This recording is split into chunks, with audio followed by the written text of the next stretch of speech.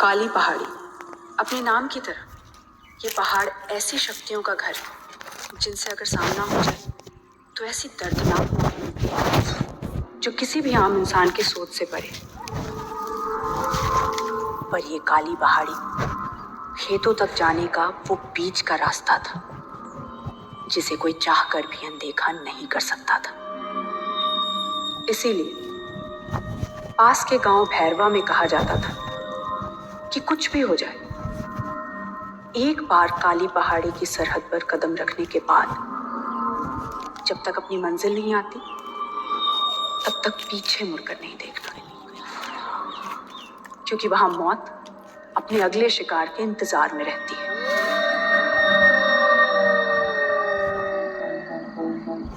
भैरवा गांव का 24 साल का बिरजू अपने हाथ में कुल्हाड़ी लिए बेफिक्री से रात के 3:30 बजे काली पहाड़ी की तरफ बढ़ता जा रहा था। पूनम का चांद काले बादलों में छुपा हुआ था। काली पहाड़ी की सरहद के पास आते ही बिरजू की जैसे सांसें थम गई। आंखों के सामने एक खुला रास्ता और रास्ते के पार उसकी मंजिल।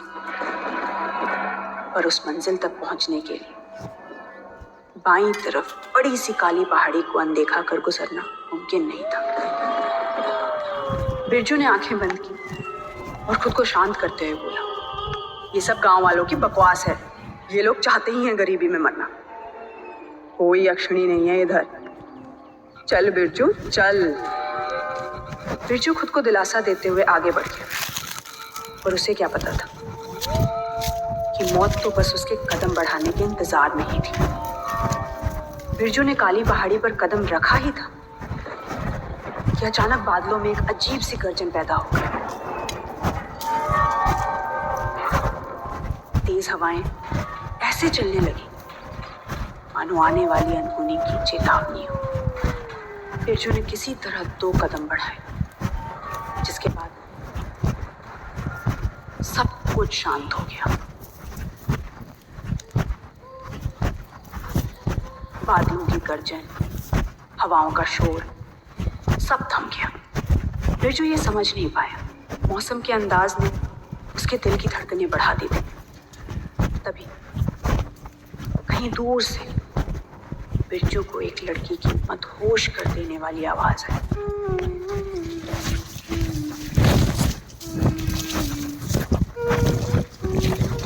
बिरजू उस आवाज की तरफ खिंचा जा रहा था और अगले ही पल काली पहाड़ी की ओर उड़ गया।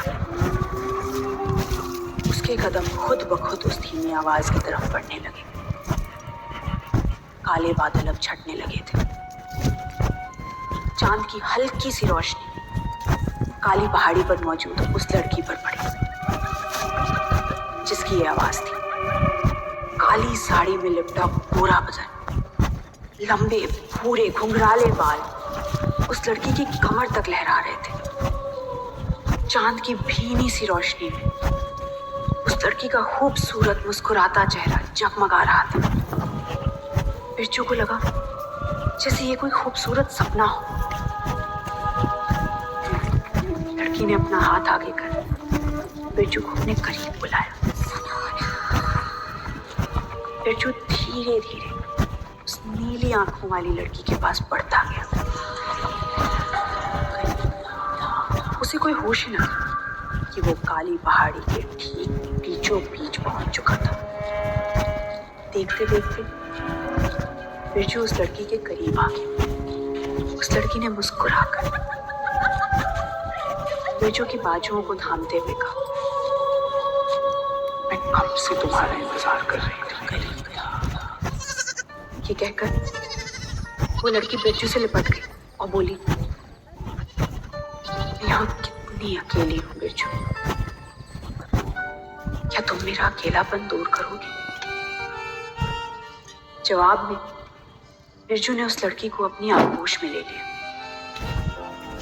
पल भर में वो लड़की बिरजू के इतने करीब थी कि वो उसकी सांसें अपने चेहरे पर महसूस कर पा रहा था।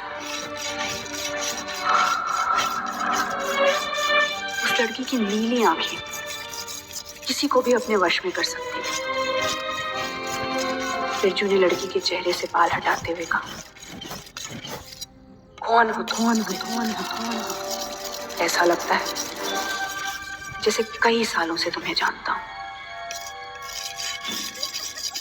नीली आंखों वाली लड़की मुस्कुराई और धीरे से बिरजू की गर्दन पर अपने होठों से हल्के से स्पर्श किया।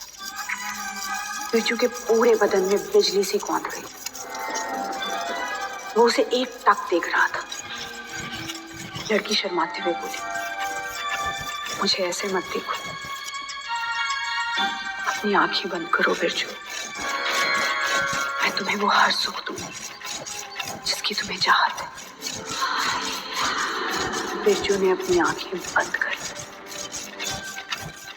लड़की फिर मुस्कुराई, लेकिन इस बार उसकी मुस्कान में बिरजू का काल नजर आ रहा था।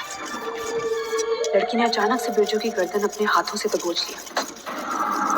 कोमल हाथों की जगह लंबे कटीले नाखून आ गए। बिरजू ने दर्द में कराहते हुए पूछा, कौन हो तुम? उस लड़की की मदहोश कर देने वाली आवाज डरावनी चीख बनकर निकली।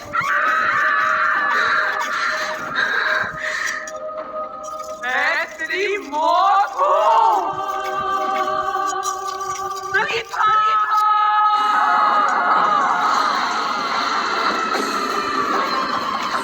ये कहते हैं कलीथा के बड़े बड़े राक्षसों वाले दांत बाहर आ गए। उसके चेहरे की नसें उभर आई। बिरजू अपनी मौत सामने देख रहा था कि तभी चारों ओर से मंत्रोच्चारण शुरू हो गया। या देवी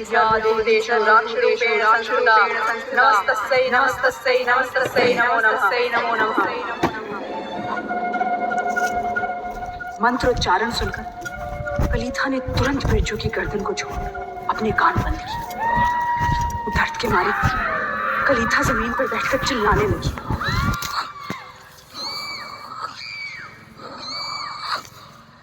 बिरजू उल्टे पैर भागा। वहीं पीछे से काली धोती पहने तांत्रिकों की एक टोली ने मंत्रोच्चारण करते हुए कलीथा को घेर लिया।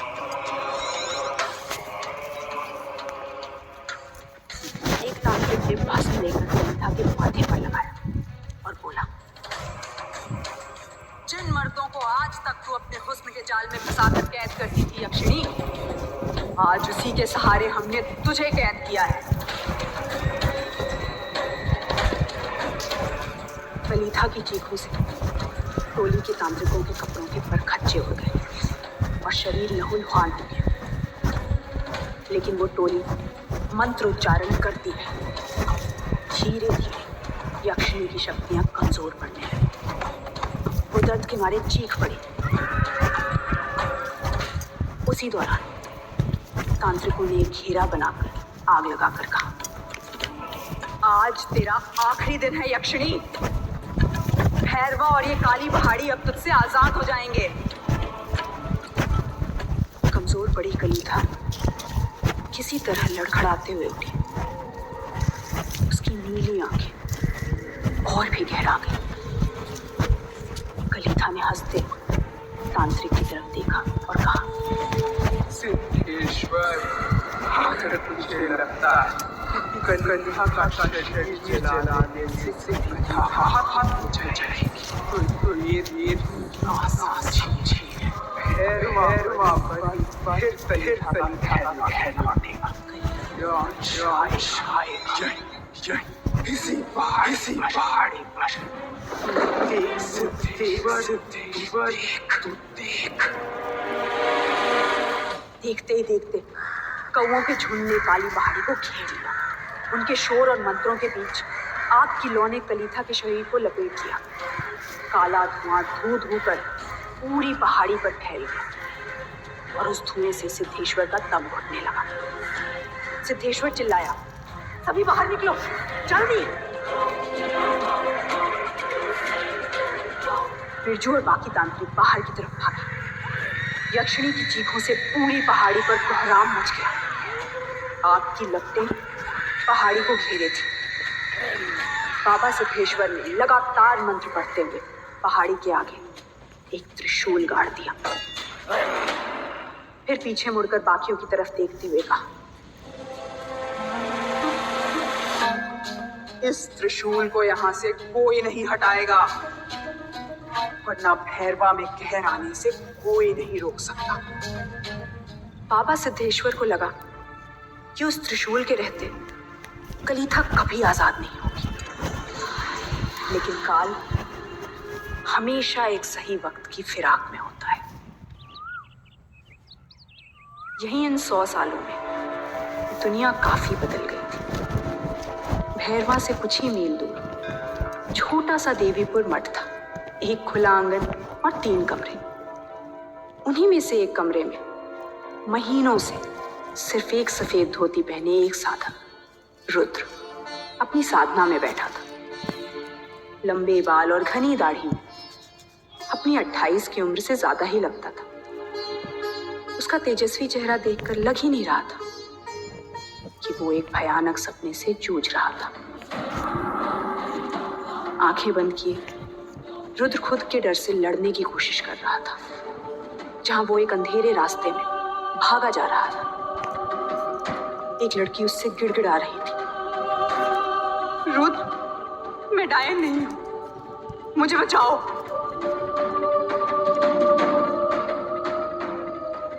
अंधेरी सुनसान सड़क पर लाल रंग की सलवार कमीज में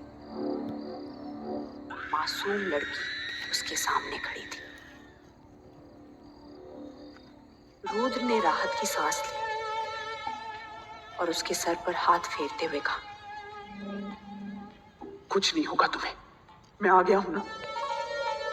रुद्र की आंखें फटी रह गई जब अगले ही पल उस लड़की के चीथड़े उड़ गए और उस विभत्स दृश्य के साथ माहौल में गूंज उठी तालियों की गड़गड़ाहट। खून से लथपथ रुद्र सन्न खड़ा था। तभी